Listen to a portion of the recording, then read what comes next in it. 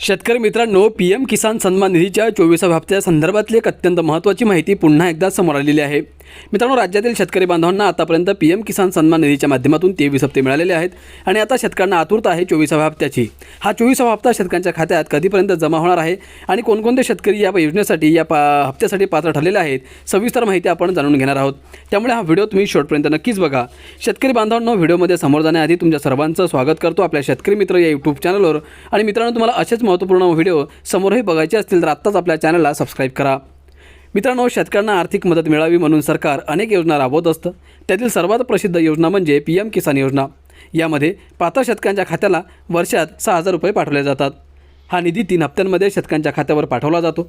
आता शेतकरी 24वा हप्ता कधी जमा होणार याची वाट पाहत आहेत, पण हा हप्ता वेळेत मिळवण्यासाठी काही महत्त्वाच्या प्रोसेस पूर्ण करणं अत्यंत महत्त्वाचं आहे। अन्यथा अनेक शेतकरी लाभापासून वंचित राहू शकतात। जसं की पीएम किसान योजना लाभ सुरू ठेवण्यासाठी सर्वात आधी KYC पूर्ण करणं गरजेचं आहे। ही प्रोसेस पूर्ण झाल्यानंतर संबंधित लाभार्थ्यांची ओळख निश्चित होते आणि योजनेचा लाभ योग्य व्यक्तीपर्यंत पोहोचतो।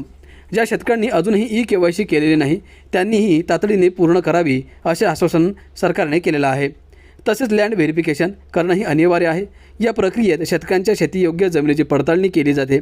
शासनाकडून पात्र लाभार्थ्यांची खात्री करण्यासाठी ही प्रोसेस महत्त्वाची मानली जाते। तसेच शेतकऱ्यांनी बँक खात्याशी आधार नंबर लिंक केला आहे की नाही याची खात्री करून घ्या। नसेल तर हप्त्याची रक्कम खात्यात जमा होताना अडचणी येऊ शकतात।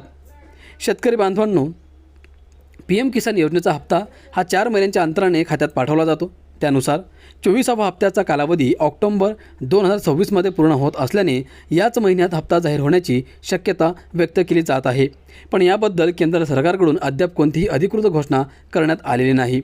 शेतकऱ्यांनी वेळेत KYC, लँड व्हेरिफिकेशन आणि आधार बँक खातं लिंकिंग ही 3ही कामं करून ठेवली पाहिजेत, कारण या प्रोसेस अपूर्ण राहिल्यावर 24व्या हप्त्याचा लाभ मिळण्यात अडथळे निर्माण होऊ शकतात आणि पात्र असूनही लाभार्थी मदतीपासून वंचित राहण्याची शक्यता असते।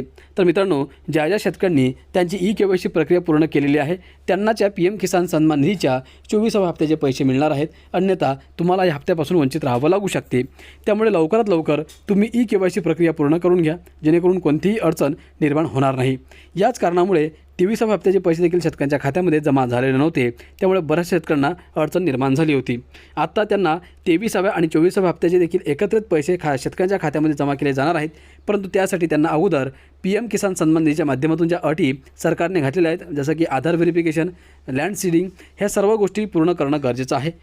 त्यामुळे तुम्ही लवकरात लवकर ही सगळी प्रोसेस पूर्ण करून घ्या आणि असेच महत्त्वपूर्ण व्हिडिओ तुम्हाला पुढे पाहायचे असतील तर आत्ताच आपल्या चॅनलला सबस्क्राईब करून ठेवा आणि हा व्हिडिओ जास्तीत जास्त शेतकरी बांधवांना शेअर करा। धन्यवाद।